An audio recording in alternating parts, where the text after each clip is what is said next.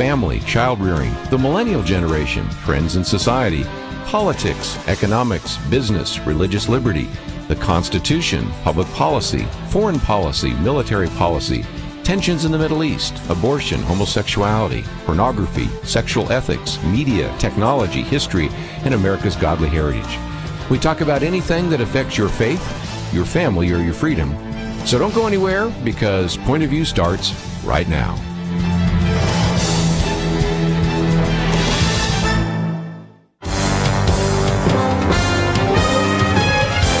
Across America, live, this is Point of View.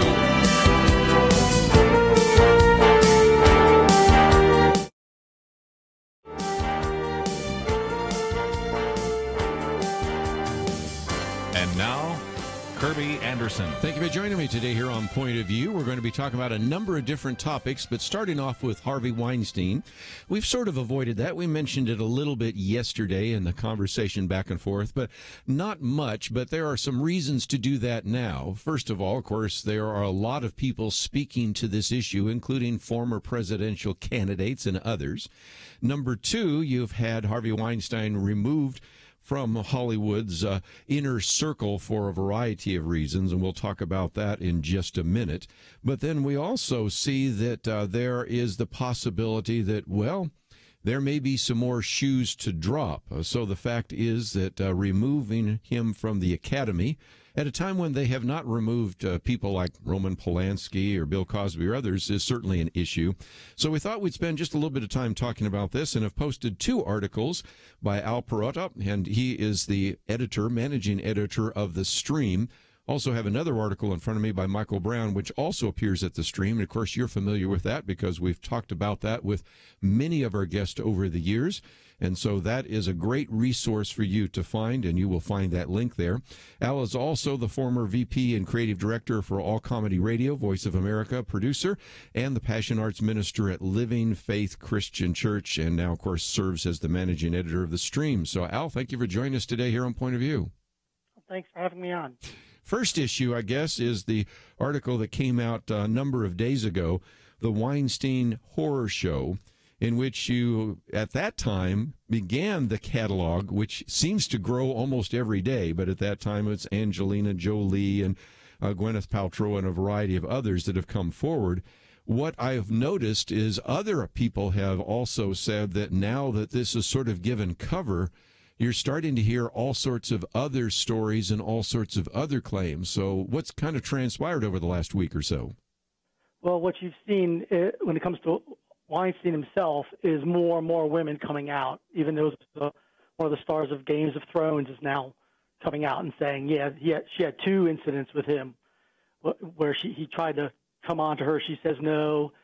She doesn't get any films with Miramax. A bunch of years later, he runs into him at a festival, and he basically was trying to force her into a hotel room.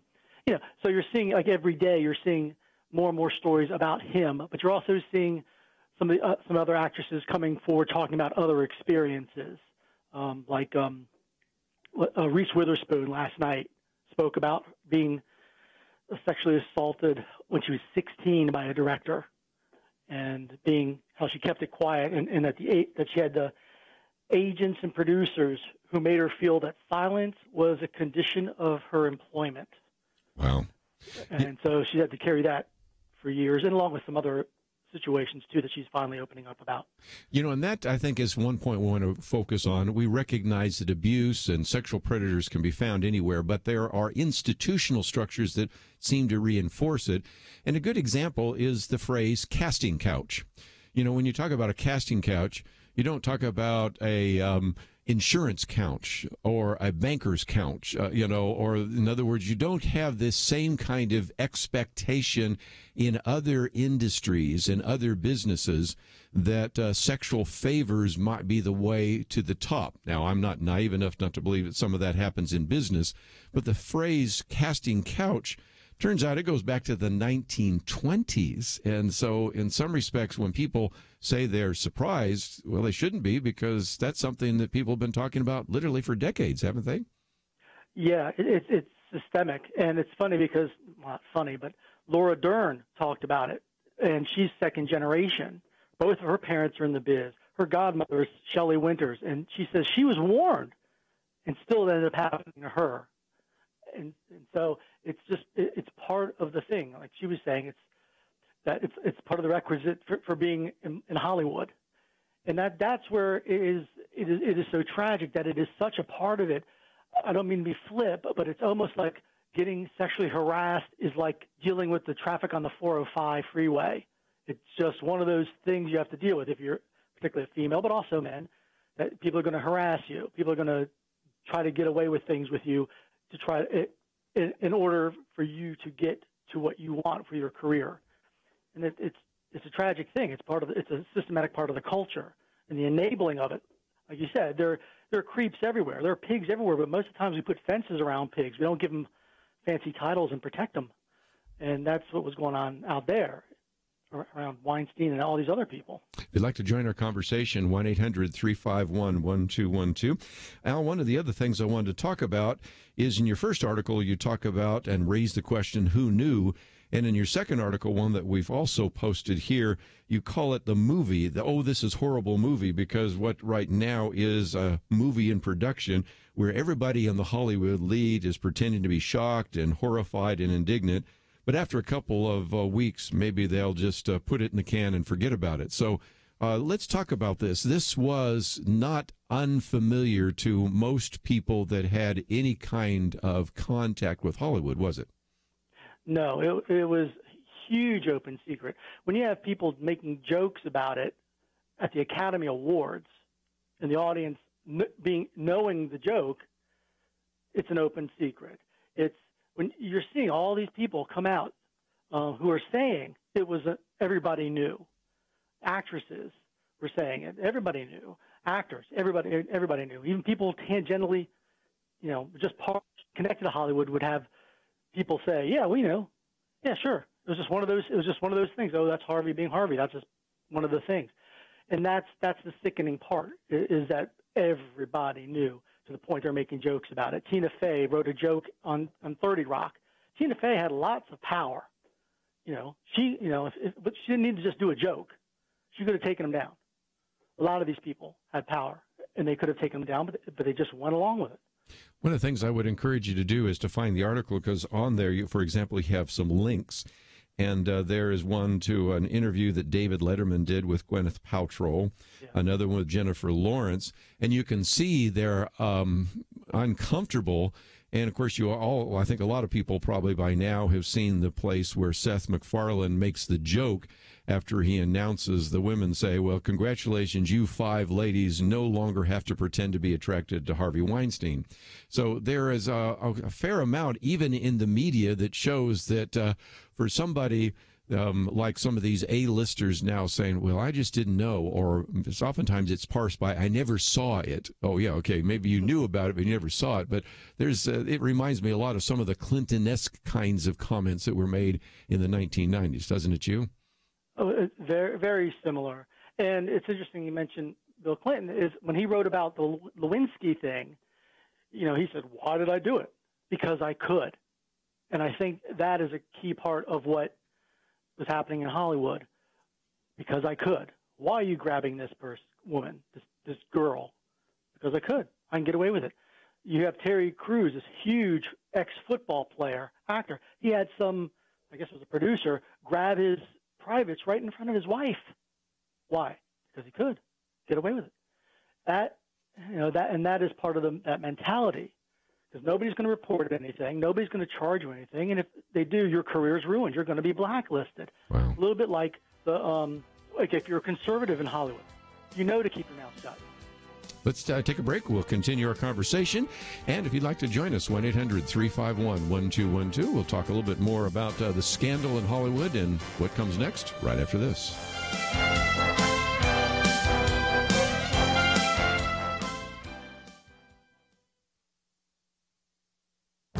This is Viewpoints with Kirby Anderson. On various television sitcoms, a dad acts like a buffoon every 3.5 minutes. That was the conclusion of a small study with the title Daddies or Dummies done by Savannah Keegan at Brigham Young University after watching popular TV programs. Don't dismiss the study merely because a student conducted it. Her study was the winner of the college's Fulton Conference. And Naomi Schaefer-Riley, writing in the New York Post, reminds us that the student's research matches other academic studies. For example, a study by Erica Shearer in the Journal of Broadcasting and Electronic Media found that the number of times a mother told a joke at the father's expense increased dramatically from the 1950s to 1990. Savannah Keegan's study also looked at the reaction of the children on screen to their father's stupidity or cluelessness. At least half of the time, children reacted negatively by rolling their eyes, making fun of dad, criticizing him, or walking away while he was talking to them. We should be concerned about the message this is sending to children. America is already facing a crisis because of its fatherlessness. Fathers are often seen as insignificant and unimportant. These programs are reinforcing the negative stereotype that fathers are incompetent and uninformed. I realized that in past television sitcoms, dads were oftentimes the butt of jokes. Their mistakes made them human. Sometimes they even had to apologize to their kids. Sometimes the kids were able to trick them and sneak out of the house undetected.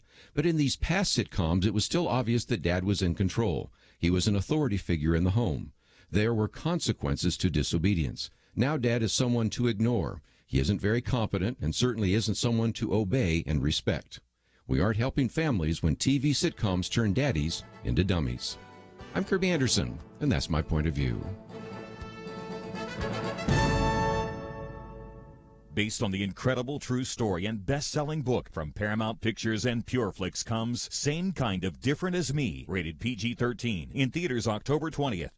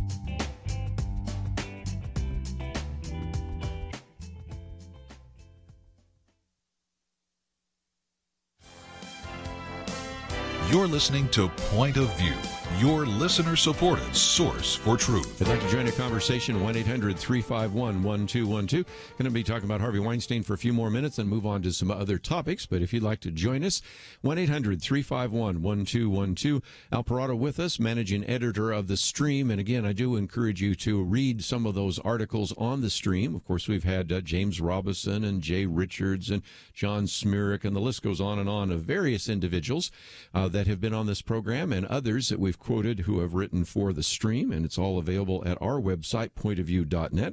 First article there, the Weinstein horror story. The second one, the horrible Weinstein movie. And then we'll get into a couple of other issues in just a minute. But back to the question of who knew, I want to get to the media and to the police in just a minute. But of actresses, again, you have a post by Jessica Chastain. I was warned from the beginning the stories were everywhere. To deny that is to create an environment for it to happen again. Ashley Judd talking about the fact women have been talking about Harvey for some time. Courtney Love on the red carpet was asked what advice she'd give to a young actress. She says, if Harvey Weinstein invites you to a private party in the Four Seasons, don't go.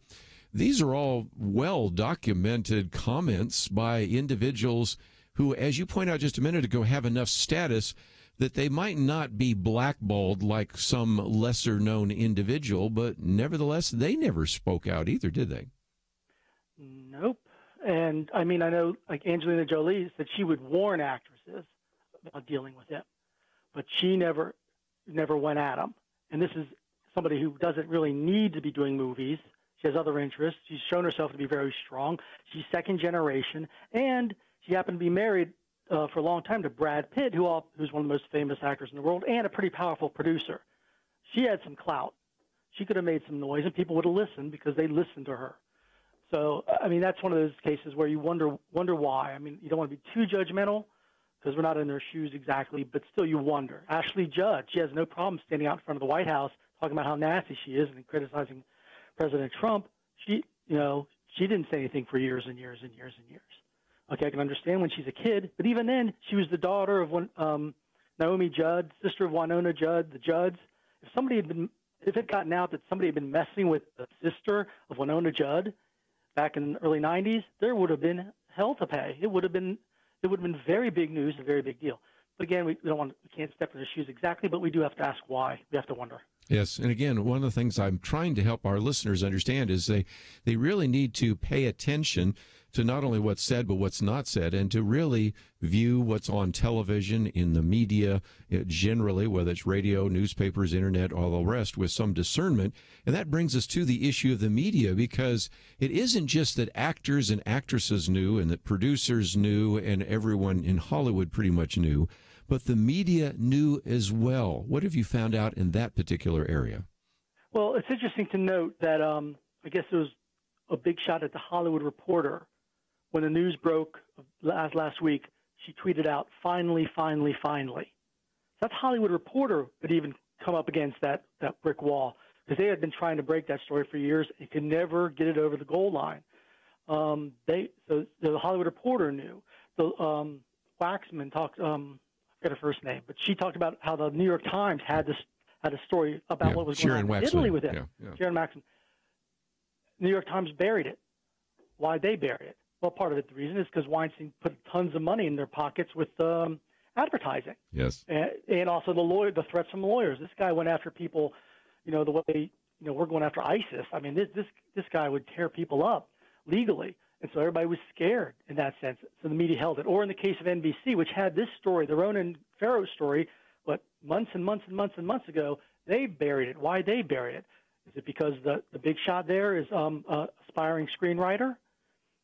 And whatever the case is, they buried it. They had the story, and that you wonder. You keep on asking why not break it? It just is a cone of silence was around the story for decades.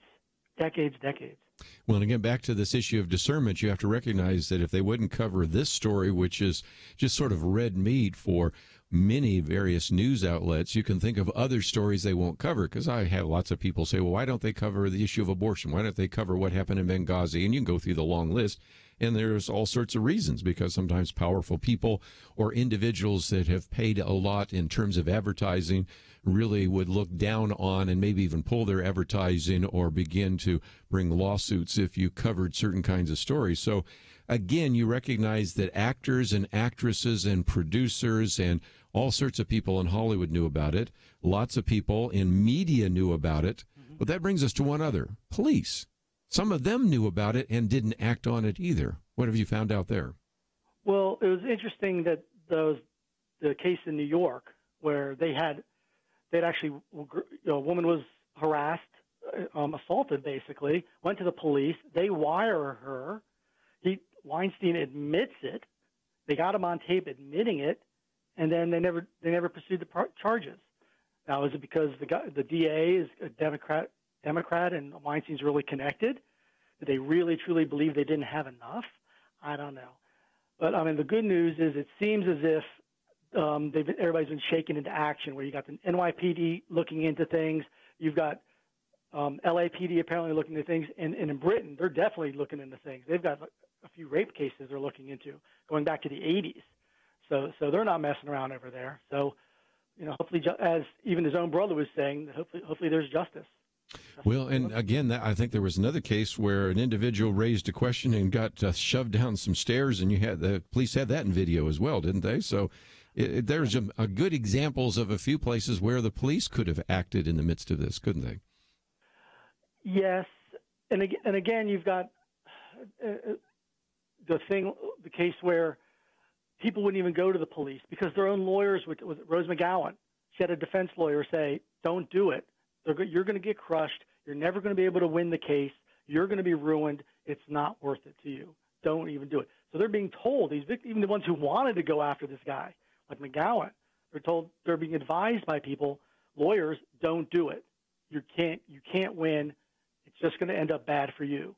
And so that's part of the thing too. Even if the police got rumors of things, until somebody comes forward and presses charges, what are they going to do? Very good. Let's take some phone calls. We'll go to Kentucky first. Kim, you're on with Al Perrotta. What would you like to add to our conversation today? Well, I'm a little confused, and I'm upset, and I'm mad. I don't understand. These Hollywood stars, they get on TV, they get on radio, they scream and squall. You know, if somebody touches you, if somebody molests you, or if you're raped, tell somebody. Get out there and tell somebody. Yet they keep their mouth shut? This doesn't make sense to me. Yeah, again, the old see something, say something. And if believe the person that's bringing the accusation, and then here we seem silence. What about that? Well, what I would say to that there's a weighing. I imagine in a lot of these cases there is a weight. Is your whole career, all your dreams, all your hopes, all your aspirations worth telling on somebody who groped you? Are you willing to throw away basically your whole career? Because you will be blacklisted in a lot of these cases if you spoke up. And so there's a balance. Oh, well, or maybe there's a rationalization. Oh, well, it wasn't that. You tell yourself, oh, that it wasn't that bad. Oh, it's okay. I can deal with it. There's that. And my wife, who's an actress, was an actress in L.A., what she talked about, she mentions is don't underestimate the power of competition. Are you going to lose a role to a rival simply because somebody got fresh with you? She says, there's a little bit of that thing going on too. Like she jokes about how, Hollywood actresses are all for women except for the women who are in their same acting category. That's her joke. But there's that element is in there as well that we can't really lose track of. Well, again, we have the two articles here, and you can continue to follow this because I think, Al, you'll be following this in the future because I think there are more shoes to drop. So, again, go to thestream.org. You can find all those articles there, and we have posted them on our website, pointofview.net. So keep digging, and thank you so very much for starting the conversation today. Oh, thanks for having me on. We would love to do it again. Again, let me encourage you to go to the stream. We have posted two of those articles. There's also one by Michael Brown, and of course there'll be others dealing with Harvey Weinstein. And if you would like to express your opinion on that, we certainly will open up the phones now, have an open line here for a little bit until we get to another guest in the second hour. So if you have some comments about sexual abuse, or maybe, of course, the bigger issue is it doesn't just happen in Hollywood. We have the current president and a previous president that have been accused, I think justifiably so, for some of the actions that they have done. Love to hear your thoughts about that. And also want to come back and get into a little bit more for why this silence. So we gave a little bit of an answer, but I think Al, in his piece, gives us three very good reasons why, in many cases, people did not speak out and why we need to figure out some ways to change maybe not the structure in Hollywood, but in our own lives, so that no longer these kinds of things take place. Sometimes I joke that I'll win the lottery when God blows the winning ticket across a parking lot to me. I don't buy tickets, so if he wants me to win, that's the way. Pretty silly, right? But a lot of us take a similar stance when it comes to the ills of our culture. We don't do anything. We simply hope things will change. I encourage you to get in the game and make things change. Join Truth Team 360 and be part of a work that changes lives and communities. Visit pointofview.net/team or call 1-800-347-5151. Pointofview.net/team and 800-347-5151. From Paramount Pictures and PureFlix comes Same Kind of Different as Me. Ron and Debbie Hall have everything they could ever want, except for a loving marriage. But when Debbie befriends a homeless man, their lives begin to intersect, and they are all changed forever. Amazing how far a little tender loving care can go. Same Kind of Different as Me, based on the true story. In theaters October 20th, rated PG-13. May be inappropriate for children under 13. More information is available at samekindofdifferentasmemovie.com. Point of View will continue after this.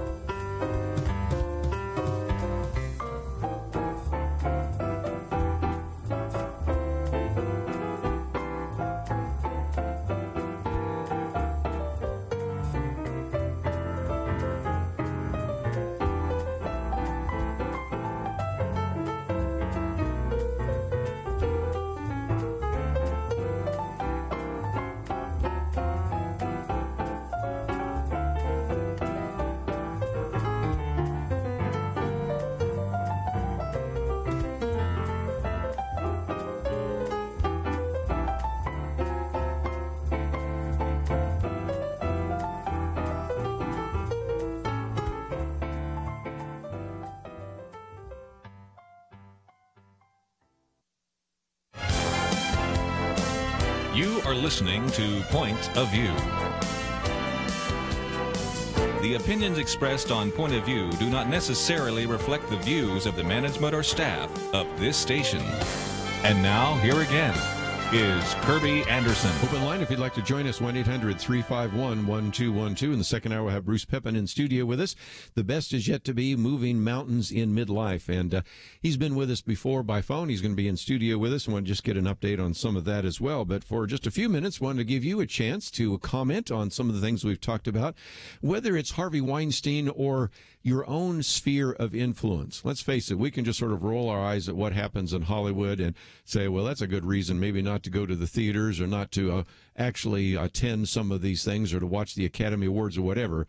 But those don't really affect us directly. But the question I want to ask for just a minute is, any of this sound familiar in the business that you work in or that maybe a family member works in? Any of this sound familiar maybe in a church that you've been in where you wonder if some of the stories, the rumors out there are really true?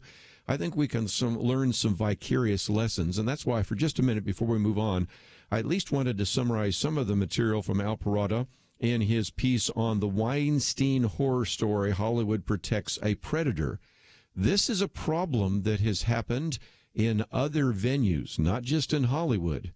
Politics, certainly. Business, yes. Some of the church scandals, yes, there again. And so one of the questions he asked is, why didn't anyone speak out? Comes up with 3 reasons, and see if any of those connect with your experience. Number 1, Harvey Weinstein made people rich and famous. He could make or break careers, not only actresses, but directors, producers, casting directors, executive assistants. The media as well has motive. We just talked about that a minute ago. That as far as we can determine from some of the material that we mentioned before, this particular woman, Sharon Waxman, really wanted to try to get this published in the New York Times. But as she noted, Harvey Weinstein was a major advertiser in the New York Times. And so as long as he was a major advertiser, as long as he was kind of the chief engineer, producer in Hollywood, nobody wanted to derail the money and fame train, as Al puts it. In a piece written by Liz Merriweather, she entitled it, "I'm a Coward," and this is why she says she stayed silent. She said, "What could I do about it? Who do I tell? I don't have enough money for a lawyer. I don't want to suddenly become unemployable because of something he chose to do to me. What if I said something and he stopped me from getting another job? So I made a decision. I chose to stay quiet. I kept working with him. As I said, I'm a coward." So number 1, rich and famous. Number 2, vicious and fearsome was the second argument that Al puts there. Weinstein and his team of high-powered lawyers would work tirelessly to crush anyone or anything that threatened to expose him.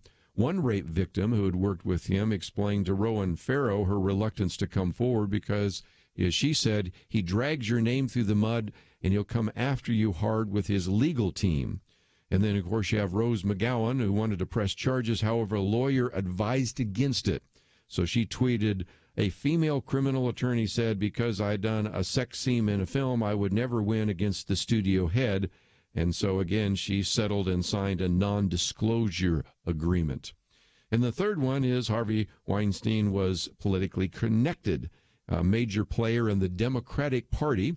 It is kind of interesting now. He gave not only hundreds of thousands of dollars to candidates in the DNC, he raised even more for Bill Clinton, for Hillary Clinton, and for Barack Obama, which is why you're getting such sort of a tepid response to some of this.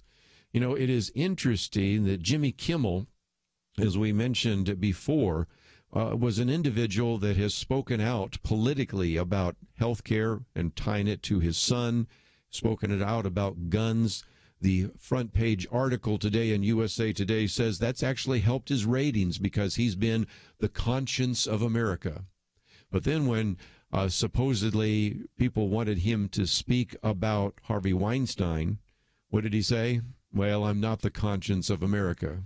Yes, you are. Matter of fact, you deliberately tried to become that. It helped your ratings to address those issues. But then when it came to address the issue of Hollywood Not going to talk about that. For a long period of time, you had no word at all from the Obamas, which was pretty striking to me, given the fact that their daughter had gone to work there, Malia, and yet days and days and days of silence. Then silence broken by Hillary Clinton, which she says, "I was shocked and appalled by the revelations of Harvey Weinstein. The behavior described by women coming forward cannot be tolerated. Their courage and support of others is critical in helping to stop this kind of behavior." But I think we also have to remind ourselves what indeed was Hillary Clinton doing sometimes when these allegations were brought against her husband. And that, of course, just illustrates again some of the hypocrisy that one of our callers just mentioned a minute ago. So if you'd like to join our conversation, 1-800-351-1212. I do this in large part because I think it is not only important to look at this issue in Hollywood, but to recognize that over the years, other institutions, politics, business, even the church, have sometimes protected individuals that needed to be exposed. So what is your part in all of that as well? So if you'd like to join us, 1-800-351-1212. Let me get to our third article we've posted here as well, and it's a piece by David French. It's entitled, "As ISIS Falls, Don't Forget the Lessons of the Recent Past." That is, it does seem like ISIS, the so-called Islamic State, is falling apart, that we are achieving victory over the Islamic State. But let's make sure we don't make the mistake that we see so often, which seems to happen all the time when the United States is in the Middle East or wherever it might be. We'll look at the Middle East for the moment. And that is, as soon as we're victorious, we leave, and then we create or put a power vacuum that actually allows for a group like ISIS to rise up after al-Qaeda. One of the things David French says is, let's rewind the tape to 2008. My unit, the 2nd Squadron, 3rd Armored Cavalry Regiment, had finally crushed al-Qaeda resistance in our battle space. David French, by the way, served in the military, as you can gather from this.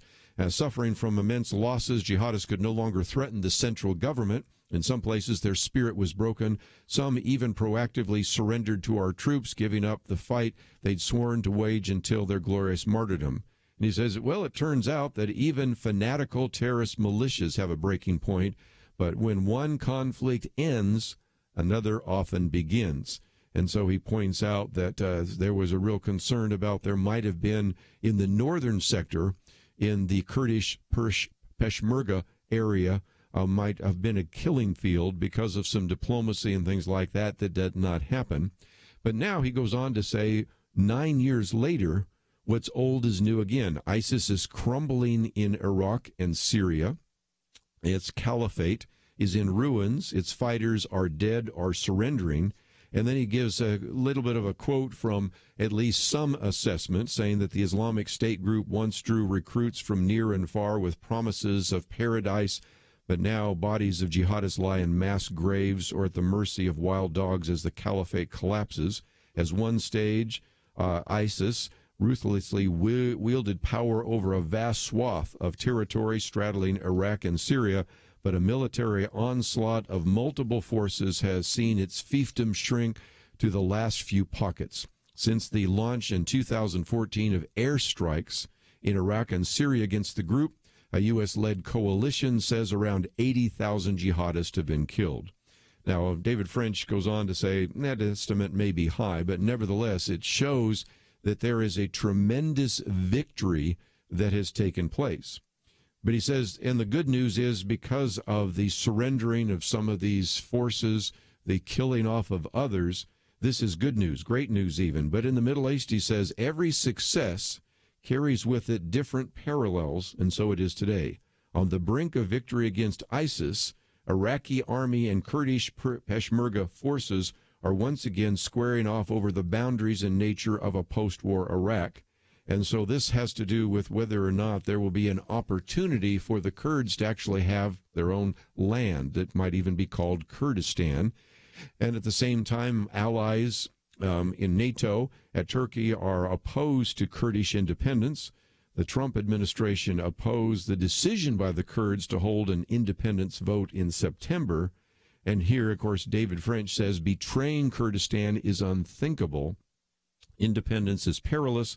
ISIS is not fully defeated, and perhaps the best way to plot a course ahead is to remember the road behind.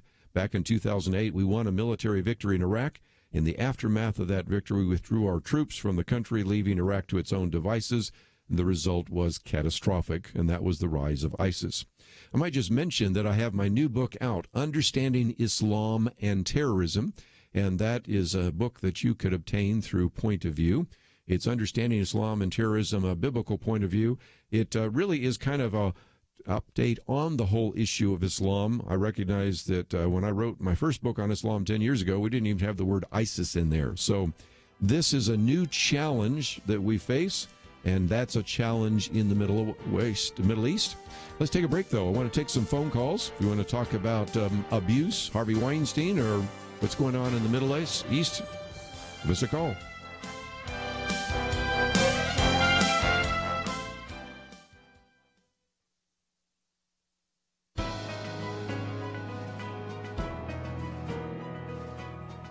Welcome to the First Liberty Briefing. I'm Jeremy Dice. Have you ever been concerned when you heard someone praying? Sandra McDonald was. She was the new site coordinator for Jenny Lind Elementary School and responsible for the after-school use of the school building by groups from the community. Child Evangelism Fellowship had a chapter of its Good News Club meeting at the school. McDonald happened by one day and was, quote, concerned about the religious content of the clubs after overhearing a prayer in reference to Jesus Christ during a meeting, unquote. Ultimately, the club was told that it would be removed from the after-school lineup of club offerings. It would still be able to meet, but the school would no longer provide the same transportation and food services that it provided for the Boy and Girl Scouts, Big Brother Big Sister, and other clubs meeting at the same time. Child Evangelism Fellowship challenged the decision, and in Child Evangelism Fellowship of Minnesota versus Minneapolis Special School District No. 1, the U.S. Court of Appeals for the Eighth Circuit concluded that the school had been unlawfully hostile to a religious club, but favorable to similarly situated secular clubs, when it should have been neutral toward all clubs. School districts should not be concerned when religious clubs act like religious clubs, and it violates the Constitution to treat them differently from other clubs. To learn how First Liberty is protecting religious liberty for all Americans, visit firstliberty.org.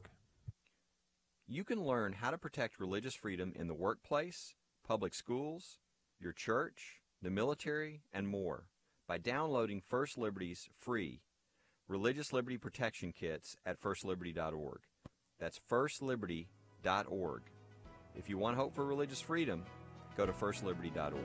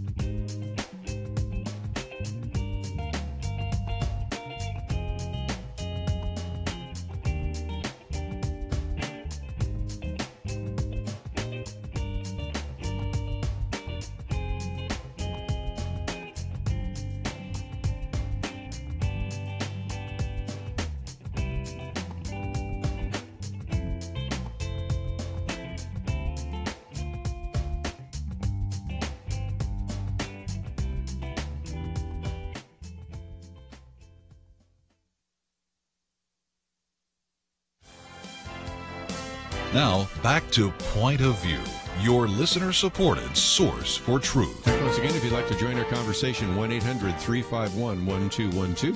Let's head to South Carolina. We talk about this issue of sexual abuse, sexual predators, and abuse. This is certainly a topic that we want to put on the table. So, Deborah in South Carolina, I want you to share the story, I guess, from a niece that actually experienced that. Thank you for joining us today. Yes, thank you. My niece, I had a niece that she was abused from the time she was 4 to the time she was like 13. And, you know, it came about, you know, that by a friend of hers coming home from school, or they probably would have never found out because for so many years, the fear that had been built up. But the thing about it is, this was her stepfather, and he had moved from another state and came to South Carolina. And after he was prosecuted in South Carolina, when it came, aware, it was brought out that in this other state that the same thing had happened with a niece of his, and, which eventually, caused a child to be born. And rather than prosecute or say anything, they, just took everything he owned and made him leave the state. Yep, and just pass them on. And we've seen that in schools. We've seen that sometimes in some of the churches and things like that. They never prosecute. So then what happens, this is oftentimes not the first time, it's the third or fourth or fifth time that other people have been abused because we don't do our due diligence. That's certainly the case. That's exactly right. And just like his case, all these women, yes, they're victims, but it's hard for everybody to speak up.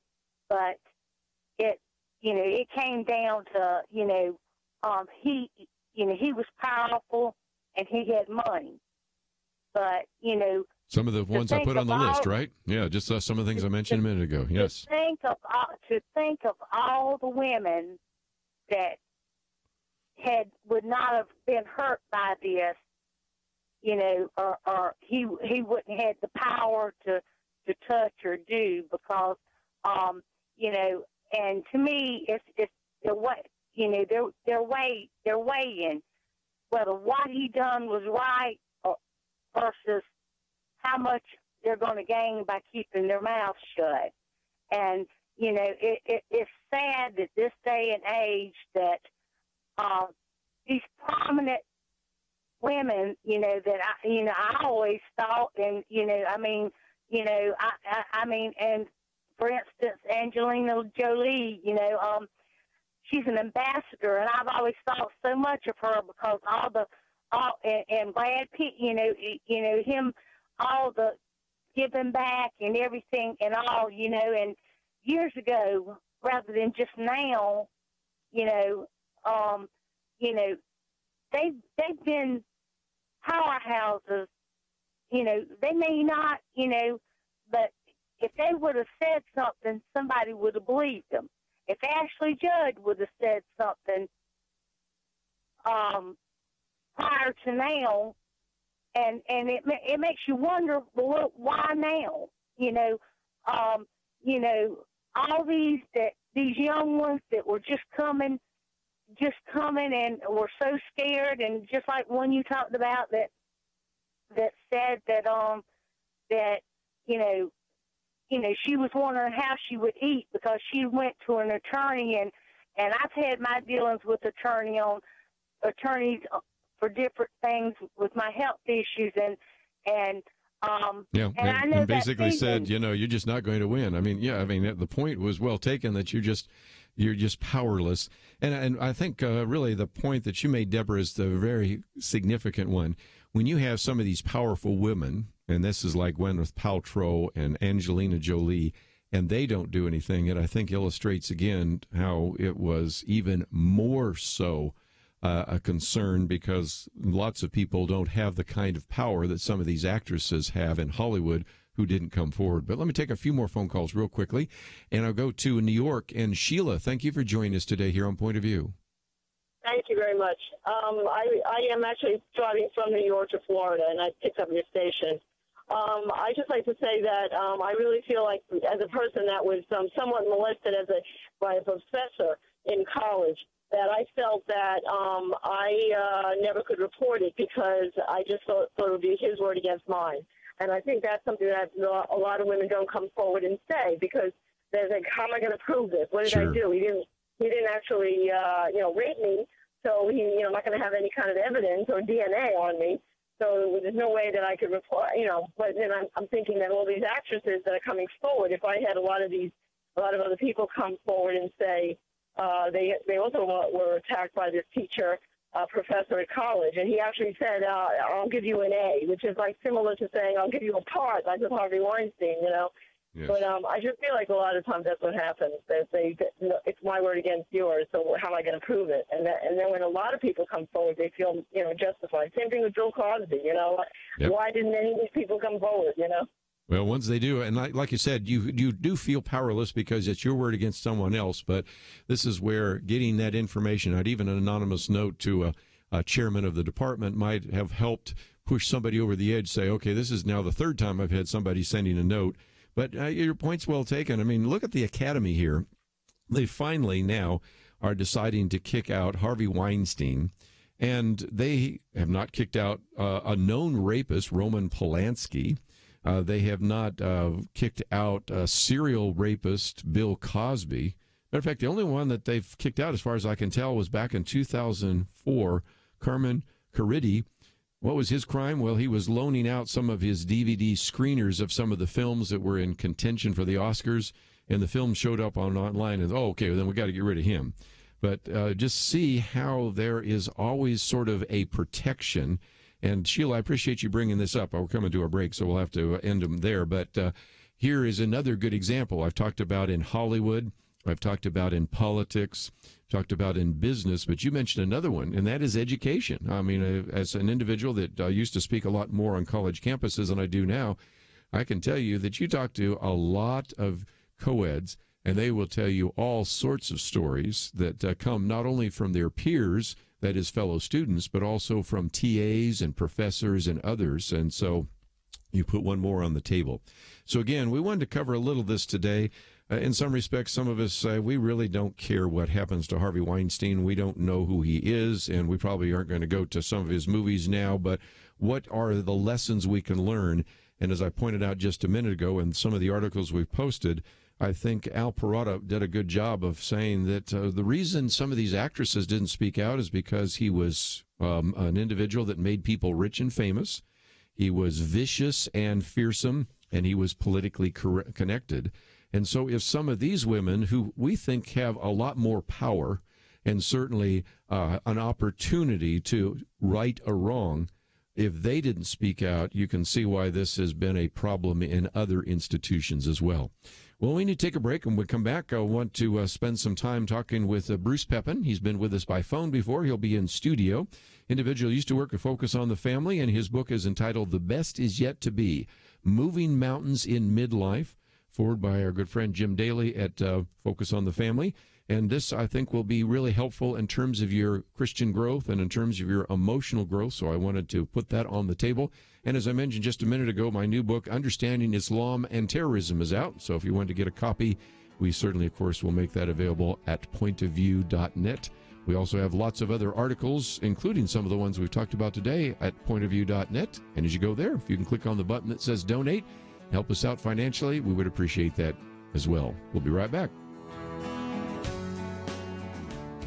From director Kevin Sorbo and executive producer Sean Hannity comes Let There Be Light. Saul Harkins is a man who has turned away from God, but a near-fatal car crash gives him one last chance to renew his life, his family, and his faith. Let There Be Light, rated PG-13. May be inappropriate for children under 13. In theaters October 27. More information is available at LetThereBeLightMovie.com. Christianity is based in history, on evidence, and all truth revealed in God's Word is for our good, not just spiritually, but in every way. Point of View's mission is to restore God's truth in our culture, and to do it effectively, we need you as a partner. Your gift helps inspire people, young and old, from coast to coast to rebuild truth in their communities. Join the Truth Team today at pointofview.net/team or call 1-800-347-5151, 800-347-5151. Get off the sidelines. pointofview.net/team. Point of View will continue after this.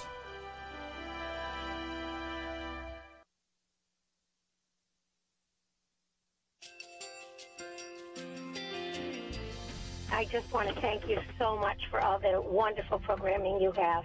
You're just absolutely fantastic. I recently started listening to Point of View, and I really found it interesting because of the different subjects you cover. Thank you for that. I really appreciate everything that you do in keeping us informed. Thank you, Kirby, for everything that you have been doing. I appreciate all the work that you're doing, advocating for the Word of God. Thank you so much. Point of View, I think, is absolutely necessary because it's a Christian perspective, a biblical worldview perspective, and receive very current, up-to-date information about what is really going on, week to week in our culture, which is changing so rapidly, and yet it's morally sliding backwards. Yeah, I'm just, first of all, I think y'all's program is wonderful, and enjoy it every day. I learn so much every time I listen to it. Point of View Radio Talk Show.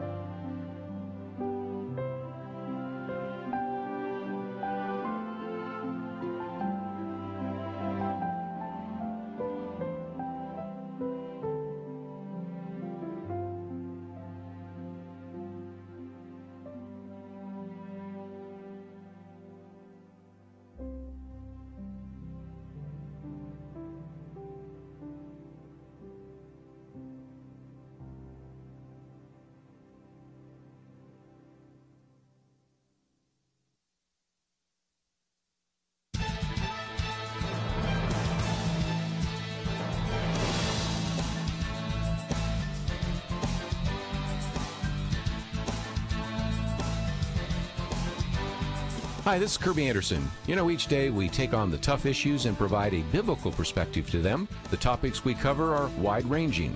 Apologetics, theology, prophecy, creation and evolution, intelligent design, marriage, family, child-rearing, the millennial generation, trends in society, politics, economics, business, religious liberty, the Constitution, public policy, foreign policy, military policy, tensions in the Middle East, abortion, homosexuality, pornography, sexual ethics, media, technology, history, and America's godly heritage.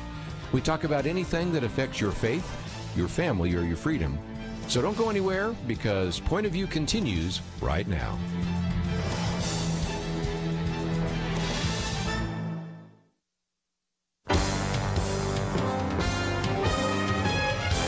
Across America, live.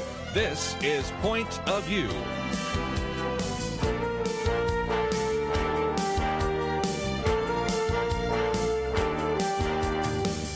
And now, Kirby Anderson. Thank you for joining me for the second hour today. We have in studio with us Bruce Peppin, and I might just mention that we're going to be talking about his book, The Best Is Yet to Be, Moving Mountains in Midlife. Also have a link to finishingwell.com, so we'll talk about that in just a minute. For those of you that listen to this program, you might remember his voice because he was on with us before. We've also had him sometimes share some of the anecdotes from his own life in one of our share-a-thons that we've done as well. Individual that worked for many years in executive leadership at Focus on the Family, now lives in the Texas area, has a master's of divinity degree from Talbot School of Theology, and authors this book published by David C. Cook. So, Bruce, thanks for being with us today. Great to be with you, Kirby. It's a lot more fun face-to-face, isn't it? It is. I mean, this is wonderful to be in the studio with you. You know, the book has been out for some time, Moving Mountains in Midlife. We're going to talk about principles for moving mountains and all sorts of things that we can do, but a lot of it has to do with midlife, and I think it's a very significant book in encouraging individuals that are going through some kind of crisis. What's been the response to the book since we've talked with you last?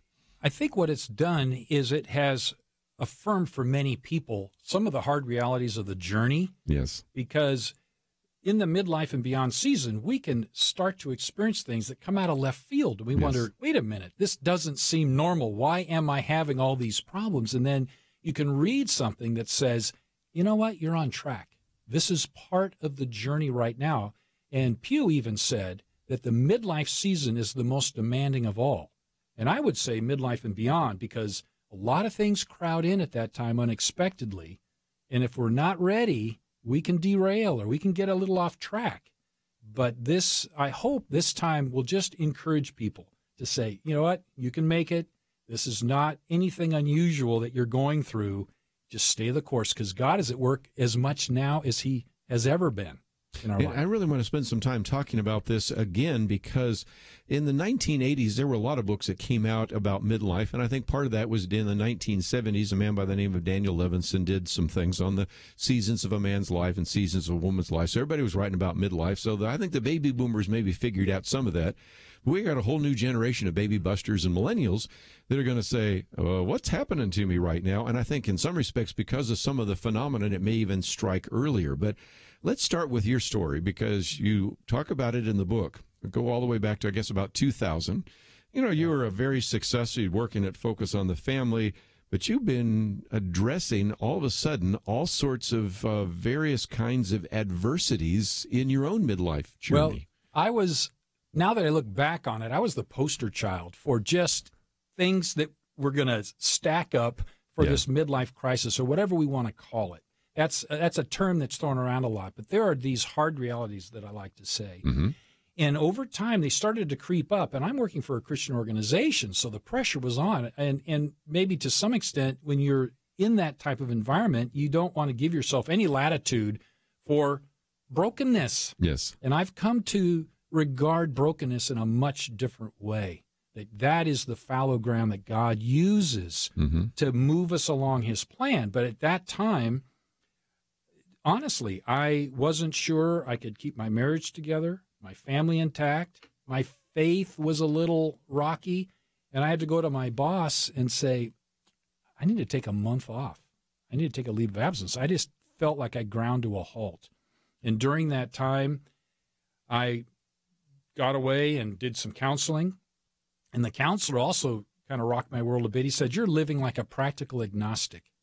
The Bible is here, and it says these things, but you don't. It's not intersecting your life. It's more stuck in your head, and it hasn't moved down to your heart. So there was a whole journey involved in coming through that. And I would say, too, that every life stage has its own challenges, but particularly as you move into this midlife and beyond season, there's a lot of high risk involved. Because when we're confronted, we may want to make a snap decision, and we can derail if we're not careful. Now, fortunately, I held on track. Sometimes I felt like I was just dangling by a thread, but got back on and then felt, wow, I came so close to derailing. Lord, please, I don't want that to happen ever. How do I avoid it? And then this journey became this Finishing Life Well journey, of which the book resulted 10 years later. Just principles for the journey. How do we stay the course? Because God is doing so much. We have our own little plan on how God should perform for us, and that isn't how it works. We're serving him on his terms, not on our terms. I might just mention the book is really broken down into 5 categories: the challenge, the core, the cornerstone, the culmination, and the course. Now, if you're taking some notes, and I encourage some of you to do so, this may come fast and furious, so you obviously want to get a copy of the book, and also, of course, go to finishinglifewell.com. Great place to find some of that. But again, you are full of these principles. But a lot of this has to do with these challenges. Sometimes it hits people out of left field. On the outside looking in, you might say, you have everything together. When I've read some of these books about individuals that said, you don't know how much I felt like a failure. And I'm going, you were a college athlete. You were a very successful businessman. Yes, but you don't know that in my mind I wanted to play in the NFL, and so I felt like a failure. You were successful in business. Yeah, but I wasn't the number one salesperson. Or the woman saying, I really wanted to have a career, but I got pregnant very early, and so I was a homemaker. And as grateful as I was to raise the kids, I felt like I wasn't doing what God had called me to do. And that's part of the reason people go through this kind of midlife reevaluation, isn't it? Well, and what can happen is we can tend to be a little isolated, and we don't want to let down our guard. And I think that is one of the greatest things we can do for ourselves and even our family, our spouses, is if we can be more transparent, certainly in the church. I mean, how often have we been in groups and everything looks great, like you said, and we find out later they're either separated or filing for divorce. And I just believe the transparency that we need to have to admit brokenness. And I have been blessed by having a lot of relationships with men where we have been able to not pull any punches. Nothing has been off limits. And to basically say, I'm really not doing so great right now, but to have a company of men or an individual come alongside, and all of a sudden you realize, oh, wait a minute, I'm not the only one feeling this way. Right. I was in a retreat of men in the Rocky Mountains recently, just a couple weeks ago. These were guys probably in that third or fourth quarter, but successful, had been in business, and they were well along on their journey. But the first night, the leader of the camp said, okay, guys, I want you to pick out a few words that describe your journey. And it was an eye-opener. Now, there were a few of the guys that said adventure, exciting, productive, but most of the guys, when they would say things, overwhelmed, assaulted, I'm weary, I'm searching, I'm grieved, they were sharing right out of the gate words that you would never associate with that type of individual. And yet that was the reality, and that set such a great tone for connecting with each other. Well, that's the tone we're going to set for the rest of the broadcast today. Bruce Peppin with us. Forward by Jim Daly, The Best Is Yet to Be, Moving Mountains in Midlife. We have information about the book, information about his website. We need to take a break. We'll come back and talk about 5 principles for moving mountains. And if you want to number 1 to 5, we'll get to those right after this.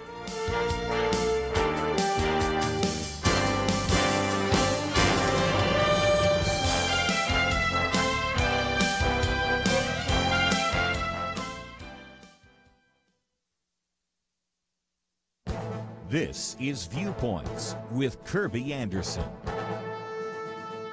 On various television sitcoms, a dad acts like a buffoon every 3.5 minutes. That was the conclusion of a small study with the title Daddies or Dummies done by Savannah Keegan at Brigham Young University after watching popular TV programs. Don't dismiss the study merely because a student conducted it. Her study was the winner of the college's Fulton Conference, and Naomi Schaefer-Riley, writing in the New York Post, reminds us that the student's research matches other academic studies. For example, a study by Erica Shearer in the Journal of Broadcasting and Electronic Media found that the number of times a mother told a joke at the father's expense increased dramatically from the 1950s to 1990. Savannah Keegan's study also looked at the reaction of the children on screen to their father's stupidity or cluelessness. At least half of the time, children reacted negatively by rolling their eyes, making fun of Dad, criticizing him, or walking away while he was talking to them. We should be concerned about the message this is sending to children. America is already facing a crisis because of its fatherlessness. Fathers are often seen as insignificant and unimportant. These programs are reinforcing the negative stereotype that fathers are incompetent and uninformed. I realize that in past television sitcoms, dads were oftentimes the butt of jokes. Their mistakes made them human. Sometimes they even had to apologize to their kids. Sometimes the kids were able to trick them and sneak out of the house undetected. But in these past sitcoms, it was still obvious that Dad was in control. He was an authority figure in the home. There were consequences to disobedience. Now Dad is someone to ignore. He isn't very competent and certainly isn't someone to obey and respect. We aren't helping families when TV sitcoms turn daddies into dummies. I'm Kirby Anderson, and that's my point of view. Based on the incredible true story and best-selling book from Paramount Pictures and PureFlix comes Same Kind of Different as Me, rated PG-13, in theaters October 20th.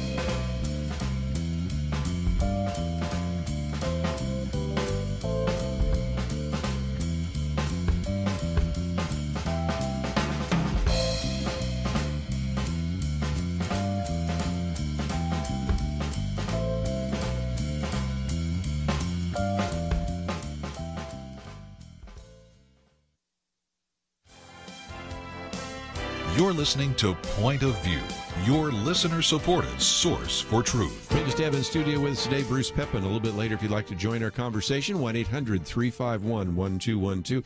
Talking about midlife, moving mountains in midlife, which is the subtitle of the book, The Best Is Yet to Be. And again, we have a link to finishinglifewell.com. In the second section here, you talk about 5 priorities for moving mountains. And those 5 priorities really help you understand how to finish life well. And it's going to look different for different individuals, isn't it? Yes, this whole idea of finishing well is based on that Matthew 25 passage where Jesus tells the parable of the steward with the 5 talents, the 3 and the 1, and where God just says, well done, good and faithful servant. I mean, that's what we all want to hear. Right. Those are the ultimate, I call them the 6 words. Well done, good and faithful servant, the 6 words. And that is a reality for all of us. So what that looks like in our life will be very different in finishing well by our gifts, our talents, and abilities. So for me, as I thought about that, if I love God and love my neighbor, those are the 2 great, or the great commandment with the second one, like it, then there were 5 aspects of finishing well for me. And so my definition was to finish life in right relationship with my God, spouse, family, fellow man, and the work He gave me to do. Very good. So those are a big 5. For me, though, number 1 is God. And a lot of us wrestle with that because God isn't following our timeline. He's not doing what we think He should do. And so we struggle at times. And even in my journey, I was an agnostic, not even sure that my faith was going to come out of this hole. But I was able to understand that God wanted to take me deeper than I wanted to go. And he met me there at these deep places. So understanding God in that personal connection that he wants to have with us. And then our spouse is so key, and that closest person in the whole world, and how we can connect to them. And God will use our spouse very often to get our attention. And if our spouse isn't happy, there's probably a reason why that God will use. And we work our way through all the way down, even to the last one, the work he gave us to do. Or John 17:4, Jesus said, I accomplished the work he gave me to do. And God has given us each multiple assignments on this earth. And it's hard to believe, but we really have got assignments that God has uniquely gifted and qualified us to accomplish. And we're there. And if for whatever reason we don't step forward, it will remain undone. So this is part of an adventure, this finishing well. But it's not a performance mode. This is done out of relationship. And that's something my wife has taught me a lot. She's saying, Bruce, it's all relationship here. It's out of love for God. God isn't sitting up there with a notepad. Oh, you missed it. You fell short on point 3 or 4. It is all done out of love for the Lord. And it's not we're not a performing animal in a circus. It's much more on that relational side that God has for us. Let's look at those priorities, because I get the sense that on the assignments, if you will, your work, you were doing pretty well. But on the first one, going deeper with God, you weren't. Frankly, that's probably a great illustration of a lot of men in the workforce, a fair number of women in the workforce, because after all, your work just takes out so much of your time. You're not like the homemaker that is able to go to a Bible study, Bible fellowship, or walk through the Bible or anything like that. You really don't have a time for detailed quiet time. So in some respects, your experience has been pretty typical, hasn't it? It is typical, and the sooner we learn some of these lessons, the better. I was at an estate sale not long ago, and it was very well part to do here in the Dallas area. Beautiful home. We walk in, and it was just loaded floor to ceiling with every kind of item. I mean, from the study, from the books, from the kitchen. I don't know how many place settings of dishes she had, but what struck me is this was a very accomplished woman who had passed away.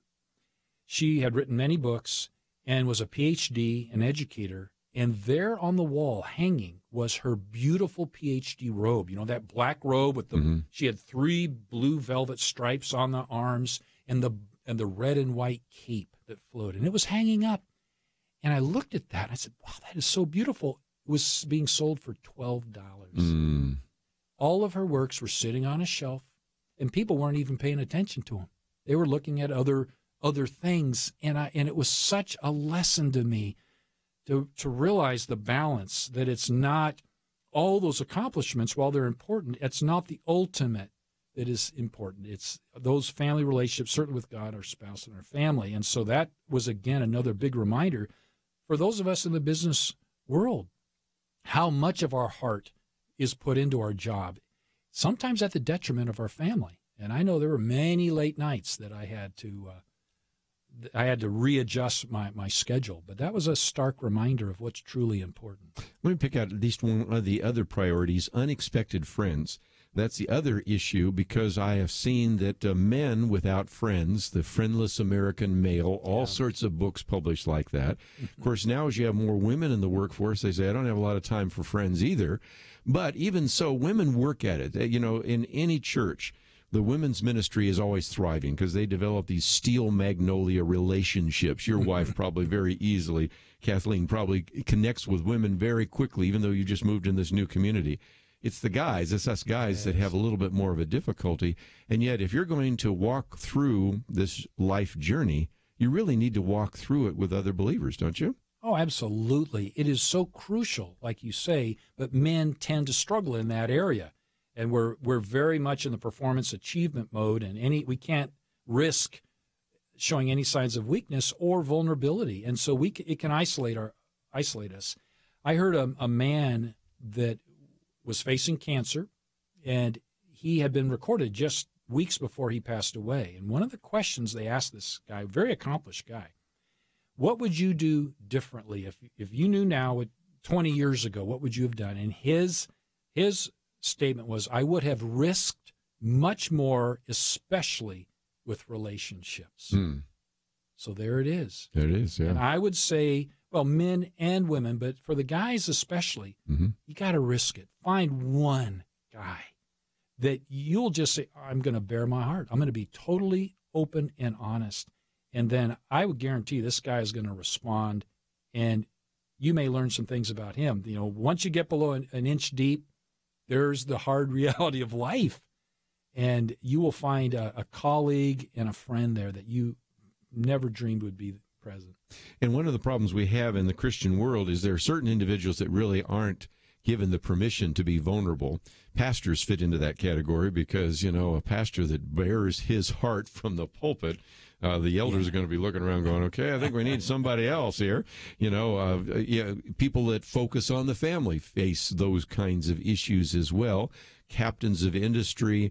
One of the things I've been really excited about is the C12 ministry that brings in these CEOs from various Christian ministries and get them together, because then CEOs can talk to each other about some of these issues, because there's really a need to seek out some of those individuals. So when we come back, we've talked about some of the priorities. I want to talk about living out the 6 principles. But before we do, we always, about this time during the broadcast, like to talk about what's on your website. And finishinglifewell.com is all sorts of great resources. There's a blog. There's information about the book. There's a way that people can schedule you. What will they find when they land on the website? Well, when they go there, they're going to get a sense of what it means to finish well for the Lord. Just thoughts, discussions, resources, ideas, and it's hopefully a conversation, because no one person fully grasps what it means. We're all on this journey, but there is a growing groundswell of people that are starting to zero in on this as the boomers are starting to age and move along. So it will encourage them, I hope as well, just on the journey. So there'll be a blog, a book, some free resources that they can take advantage of. Again, they can read a sample. There's some videos, some short devotional thoughts, as well as an opportunity to speak. And of course, you've already mentioned being in front of some of the men. If people are thinking about a men's retreat or something that would perhaps help individuals, maybe couples with a midlife, you'd be available for some of that, wouldn't you? Well, let's take a break. When we come back, let me give you a chance to join the conversation. We've talked about those 5 priorities in your life. Let's talk about living out 6 principles, and then winning the battle and charting the course. We've got a lot to cover still, but at the same time, I want to give you a chance to join the conversation. So that number is 1-800-351-1212. If you'd like to know more about Bruce, we have information on our website. If you'd like to get a copy of the book, we have an opportunity for you to order it. Of course, you can probably find it in your local bookstore, order it from his website as well. And let me encourage you, if you do have a bookstore that carries these kinds of books, to go and get it. It's published by David C. Cook, but we also have it available in paperback and Kindle. Made it real easy for you to read. If you're going through midlife, or if you know someone who is going through midlife and maybe struggling with a crisis in his or her life, this is a book to hand to them as well. So you might want to get 2 copies. Let's take a break. We'll be back right after this. Sometimes I joke that I'll win the lottery when God blows the winning ticket across a parking lot to me. I don't buy tickets, so if he wants me to win, that's the way. Pretty silly, right? But a lot of us take a similar stance when it comes to the ills of our culture. We don't do anything. We simply hope things will change. I encourage you to get in the game and make things change. Join Truth Team 360 and be part of a work that changes lives and communities. Visit pointofview.net/team or call 1-800-347-5151. Pointofview.net/team and 800-347-5151. From Paramount Pictures and PureFlix comes Same Kind of Different as Me. Ron and Debbie Hall have everything they could ever want, except for a loving marriage. But when Debbie befriends a homeless man, their lives begin to intersect, and they are all changed forever. Amazing how far a little tender love and care can go. Same Kind of Different as Me, based on the true story. In theaters October 20th, rated PG-13. May be inappropriate for children under 13. More information is available at samekindofdifferentasmemovie.com. Point of View will continue after this.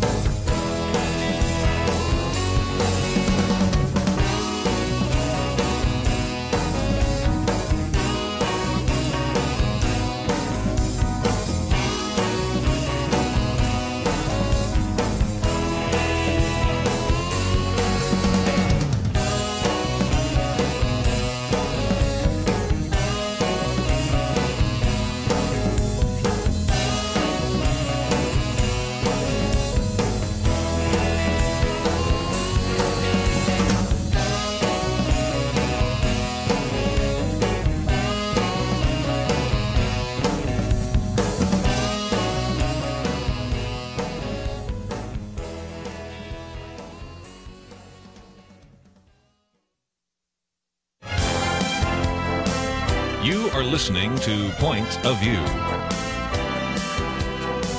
The opinions expressed on Point of View do not necessarily reflect the views of the management or staff of this station. And now, here again is Kirby Anderson. Final half hour. If you'd like to join our conversation, that number is 1-800-351-1212. Privileged to have in studio with us today Bruce Peppin. He's been with us before by phone, but he's in studio with us because he lives in the Texas area now. This book, The Best Is Yet to Be, published by David C. Cook, Moving Mountains in Midlife, forward by our good friend Jim Daly as well. And before we get back to the book, I might just give people a little bit of a feel for some of the things that you do. I know that you're doing a conference that will really help our listeners, especially if you're grandparents, and I'm a grandparent now, first time, how you pass this legacy on to your kids and your grandkids. So there are all sorts of things you're doing that really would help people. Yeah, there's a conference coming up in the greater Dallas area called the Legacy Coalition. And what this is a group of people that are organized to inspire grandparents, not just to be culturally what the culture says, be a playmate, buy your grandkids gifts, or pray for them now and then, but to spiritually, with intention, pass that legacy on to them. Mm-hmm. And so this will be coming up November 2nd through 4th at Lake Point Church. And it's a tremendous gathering. Probably 800 to 1,000 people will be there. And a lot of great speakers. So I'd encourage anyone listening who can get there, and it's legacycoalition.com. They can get more information. But one of the aspects as we move through some of these years is we're entering years of influence, not less influence. And sometimes we can look at life in the rearview mirror, and we can feel like our best years are behind us. But from what Scripture says and from what we know now, God has used all of our experiences to make us more influential for the kingdom. And it's a shift in mindset. So there's no retirement mentioned in the Bible. I mean, there are different seasons, though. And so I would argue in the midlife and beyond, third quarter, fourth quarter, that we are going to increase in our influence. So we have to have a renewed vision for our life. And one of the things is if we're a grandparent, if we're blessed that way, to spiritually invest in our grandkids, or if you don't have grandkids, look for some. You can be an adoptive grandparent to some family with their children. And so that, to me, is one way that we can re-envision the scope of our life and the influence of what we do with others. I might also mention that, of course, you're doing that in the Dallas area, but if other listeners, since we broadcast in 41 different states, would want to bring a conference like that and use some of your expertise, that would be available as well, wouldn't it? Right, and this is not my conference. Yeah. I'm a part of it. You're a part of it, but you're learning from it. Yeah. But I'm learning, and it's been really inspirational. And so the Legacy Coalition wants to bring regional conferences around. Mm-hmm. And so if they go to that legacycoalition.com, there will be ways to follow up, and you can bring this, a conference of its type, to your area. And I think that could be a real plus. I might mention again, we have a link to finishinglifewell.com, so that is another way where people can contact you. But let's get into the third section of your book, and that is living out 6 principles for moving mountains. I've already talked about those 5 priorities. What are some of the 6 principles we need to apply? There is one that I think is so important that we can stumble over if we're not careful. And the culture, we're with this social media now, everybody wants to be in the limelight. I mean, it's always been the case in the past, but now we have the platform to be in the limelight, to say anything we can to try to get attention, to have it go viral. But what about the husband, the wife, the man, the woman, that every day is waking up early, getting ready, going to work to put food on the table? They're staying up late at night, in the middle of the night when they're exhausted, to take care of sick kids. They're hanging in there with their marriage. They're doing all that they know to do and being faithful. Nobody's going to give them a pat on the back. Mm-hmm. Nobody is going to recognize them already for what they're doing. Right. But they are living heroic lives. Yes, they are. They're heroes. And for men and women to know that you're already a heroic person by doing these things. So there's this concept called heroic invisibility, where we may be invisible to the world, but we are highly visible to God and to heaven. And boy, does he look down and smile. And he says, there's my son, there's my daughter. They're living for me. and the impact of their life. They have no idea. They may think their life maybe is a little pebble in a pond. It's going to be a boulder in a pond with ripples that'll ripple across their children and future generations. They just can't see it now. So to gain encouragement, whatever you're going through now, if it's the daily grind, I got to get up, I don't feel well, I got kids, I got all these stresses, you're really living a heroic life, and God bless you for what you're doing. God honors that and will honor it. And again, I love that chapter on heroic invisibility, but also you talk about famous in heaven. And you point out, I love the illustration you use at one point, when Mother Teresa died, the press really didn't cover it because they were all tied into Diana, for example. And, Princess Diana, that was important too. But, sometimes those things which get little coverage here in America, little coverage in the mainstream press, which are right now are seen as important and significant in light of eternity, might not seem very important at all. In fact, what's interesting, 20 years ago, right now, 1997, both Mother Teresa and Lady Diana died within about 5 days of each other. And it was quite a bookend. Yeah. One woman at the end of her life and one woman at the beginning. And tragically in that case, but both of these women were unique and distinctive, and yet here they were. And how do we regard them? And it certainly was a juxtaposition for me to look at. Wow, both women were concerned with the downtrodden and the hurting. They lived that out in different ways. But the recognition where a life that is valuing what is on God's heart, you are, I guess you're famous in heaven and well known in heaven. You may feel unknown down here, okay, but you're well known in heaven. And that matters. And so that great cloud of witnesses that we see in Hebrews 12, I think that's could be a true reality here of they're cheering you on. Who is in heaven right now? Keep going. You can do it. And there's my son, there's my daughter. And that's, to me, a very powerful word of encouragement. What may be small on earth is big in heaven. What would you say about perseverance? Because you have a chapter on decades, not days. And, the Christian life, if you're not careful, you can think it's a sprint, but it really is a marathon, isn't it? It is a marathon. And this is where we get a little tired and we can stumble. I know I certainly have, because God's timeline is definitely not mine. Mm-hmm. And where I feel I've got to get an answer, and how often have we read in the scriptures, oh, that you would rend the heavens, come down, oh, that you would come down. Well, God did, except he brought a Messiah 700 years later. Mm-hmm. Okay, well, there's a different timeline. It doesn't mean God won't intervene, but he is working on such a huge scale. We can't even comprehend how big of a vision he has. Trillions and trillions of situations and circumstances that he is organizing and he's pulling together. But we may have to wait a little longer. And there is this illustration that I love that they found when they did an X-ray of the Mona Lisa. Mm-hmm. And how could Da Vinci paint this incredible face with no brush strokes? And they found that he had developed this microscopic glaze that he would put on layer after layer after layer to bring forward this amazing portrait. And to me, that illustrator was a metaphor of what God is doing. While he's taking his time, he's painting a portrait, something that we don't even realize what he's doing. Mm-hmm. But I think there were 30 layers or more on her face that they realized once they could analyze it, and how that is what God will do as we have to wait and persevere. But he is very much at work, but then he can bring others in our life. We were talking about being in relationship with others. That can be so helpful to feel like, oh, I got an arm around my shoulder to help me go through this journey. Well, again, the book is entitled The Best Is Yet to Be, Moving Mountains in Midlife.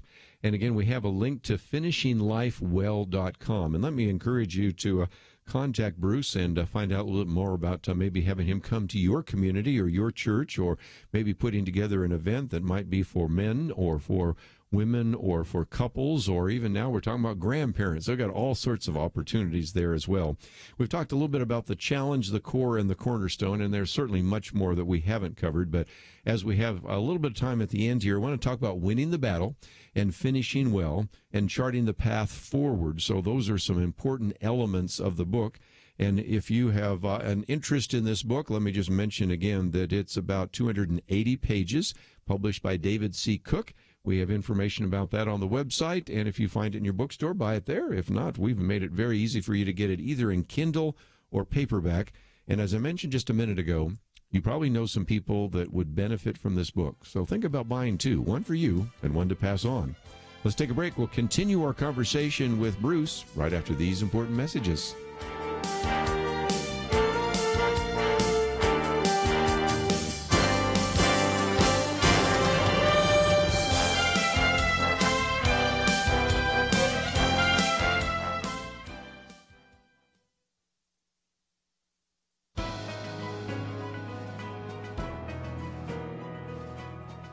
Welcome to the First Liberty Briefing. I'm Jeremy Dice. Have you ever been concerned when you heard someone praying? Sandra McDonald was. She was the new site coordinator for Jenny Lind Elementary School and responsible for the after-school use of the school building by groups from the community. Child Evangelism Fellowship had a chapter of its Good News Club meeting at the school.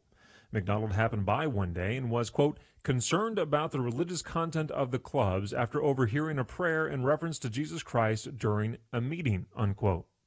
Ultimately, the club was told that it would be removed from the after-school lineup of club offerings. It would still be able to meet, but the school would no longer provide the same transportation and food services that it provided for the Boy and Girl Scouts, Big Brother Big Sister, and other clubs meeting at the same time. Child Evangelism Fellowship challenged the decision, and in Child Evangelism Fellowship of Minnesota versus Minneapolis Special School District No. 1, the U.S. Court of Appeals for the Eighth Circuit concluded that the school had been unlawfully hostile to a religious club, but favorable to similarly situated secular clubs, when it should have been neutral toward all clubs. School districts should not be concerned when religious clubs act like religious clubs, and it violates the Constitution to treat them differently from other clubs. To learn how First Liberty is protecting religious liberty for all Americans, visit firstliberty.org. You can learn how to protect religious freedom in the workplace, public schools, your church, the military, and more by downloading First Liberty's free Religious Liberty Protection Kits at firstliberty.org. That's firstliberty.org. If you want hope for religious freedom, go to firstliberty.org.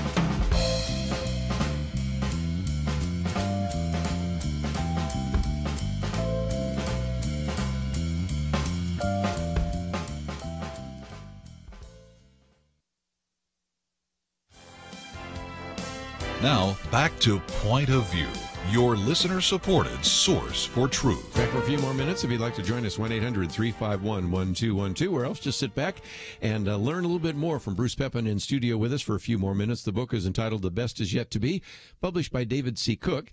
And I did want to make sure that we finish the program and also finish life well. And you have a chapter here on winning the battle, the culmination. It seems to me that almost everybody that goes through some kind of midlife has sort of a culminating event, and there's really some important elements in that as well, isn't there?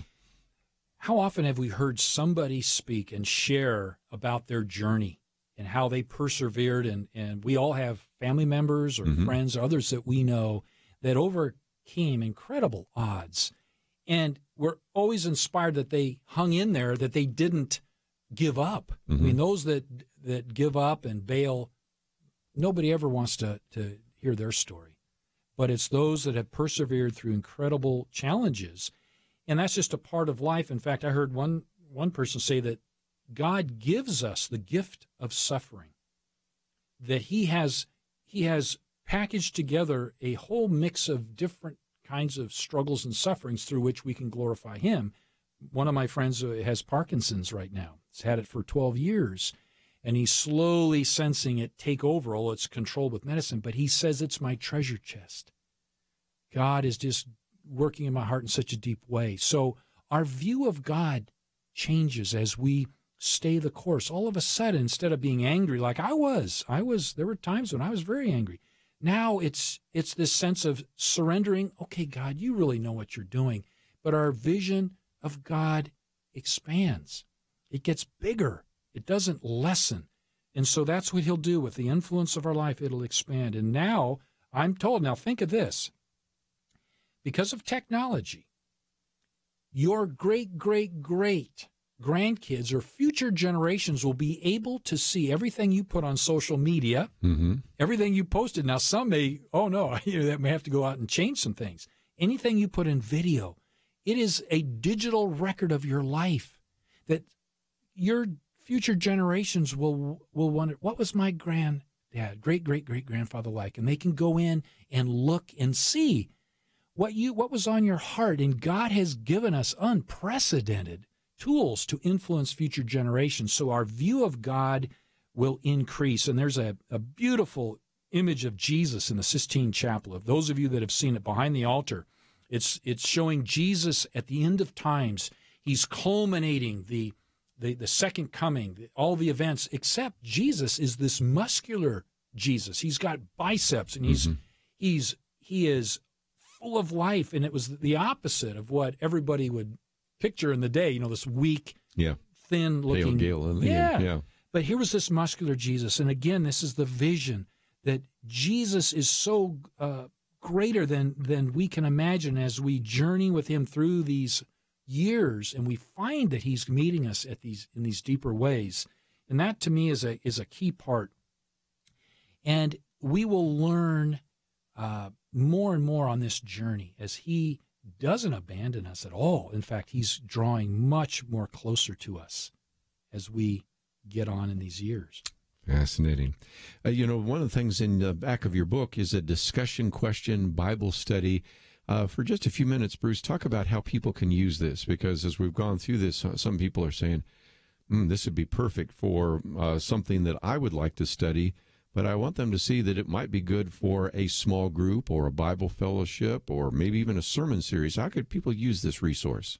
Well, in the end of the book, for each chapter, there's some deep stuff that we take people in to ponder. What is it that God has trying to communicate to us in this season of life? And there are examples of individuals in the Bible that have made these amazing stands. One couple that I would say is the most famous married couple in the Bible, next to Mary and Joseph. And I would say most people wouldn't even know them, but there was a married couple named Jehoiada and Jehoshabeth in 2 Chronicles who saved and rescued the nation of Judah from being taken over by a queen that was out to kill all of the royal family, but they were in their 80s. God had prepared them uniquely as a couple to take on and save the nation. Nobody told Jehoshabeth, I call Beth, how do you rescue a young king, an infant king? Nobody taught her how to do that, but God had prepared in her heart. And we are being prepared right now. And so the study guide at the end is to thoughtfully consider, and I would just encourage people, you can get the book, and it will be subject starters just to talk about your life, because the real key here is to say, okay, where am I with the Lord? How am I doing on this journey? And having a renewed vision for my future. Because we don't want to live in the rearview mirror. Nope. We want to look ahead. And God is planning some things that we may not even know. It could be 5 or 10 years out still. Right. And if we derail or if we hold back, we may miss that, and we just want to press ahead and embrace what it is he's doing in our lives. A lot of times we won't fully grasp what it is, and we can see it in hindsight.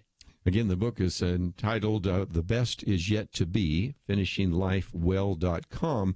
And I love the three words that are so important in the appendix there: integrity, honoring my vows to the Lord and to others in life; courage, resolving to do whatever it takes to live with integrity; and then reward, experiencing the benefits that come with living with integrity and courage. So you really have written this so that individuals can finish well, but also if they're in the midst of all of this right now and trying to get a sense of what is happening in their lives, just helping them understand that some of this adversity actually has a purpose, doesn't it?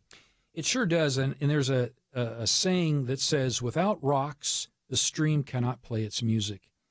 And there are aspects of our life that God is taking us through.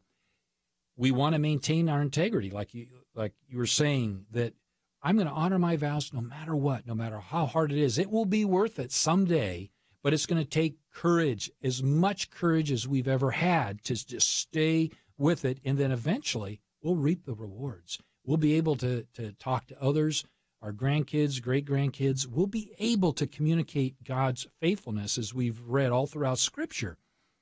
And that will be a blessing that, man, if we can just get there, and it'll be worth every tear, every sacrifice that we made to hear the 6 words, well done, good and faithful servant, and to be able to bring our family along on that journey. Well, Bruce, it's just been great to have you in studio with us today. Oh, it's been a pleasure. Thank you, Kirby. FinishingLifeWell.com. The book is entitled The Best Is Yet to Be. As I said, about 280 pages, 5 very important sections to the book, and actually 16 chapters, all sorts of appendices and other resources. So if you find yourself saying, well, I'd like to know a little bit more about the book, or I'd like to know more about Bruce, I'd like to schedule him to come and speak, maybe I'd just like to see how we could put this together for our own personal study or for a small group or a Bible fellowship, all of that is available at our website, pointofview.net. Let me just mention before we run out of time that we have posted that information about him, and if you would like to find out more, you can go to the website, pointofview.net. Please take the time as you go there also to sign up for my Viewpoints commentary. That is available as well. We also have the commentary today, which I think you would want to be able to watch and to listen to, and perhaps even post on your website. We have some videos, some take action, all available at the website, pointofview.net. And if you value what you've been hearing today or any of the days, we hope that you might also click on that button that says donate and support this ministry. We're dependent upon your financial gifts to support this ministry. A one-time gift would be appropriate, but if you could also give us a gift on a monthly basis, we've suggested for as little as $1 a day, $30 a month, $360 a year, you can support this ministry and be part of our truth team. I want to thank Andrew and Steve for their help behind the scenes. We'll see you back here tomorrow for our Millennial Roundtable.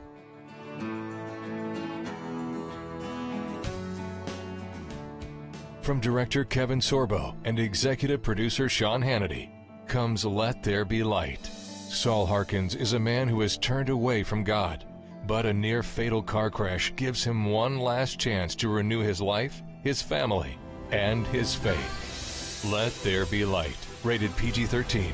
May be inappropriate for children under 13. In theaters October 27. More information is available at LetThereBeLightMovie.com. Christianity is based in history, on evidence, and all truth revealed in God's Word is for our good, not just spiritually, but in every way. Point of View's mission is to restore God's truth in our culture, and to do it effectively, we need you as a partner. Your gift helps inspire people, young and old, from coast to coast to rebuild truth in their communities. Join the Truth Team today at pointofview.net/team or call 1-800-347-5151, 800-347-5151. Get off the sidelines. pointofview.net/team. Point of View is produced by Point of View Ministries.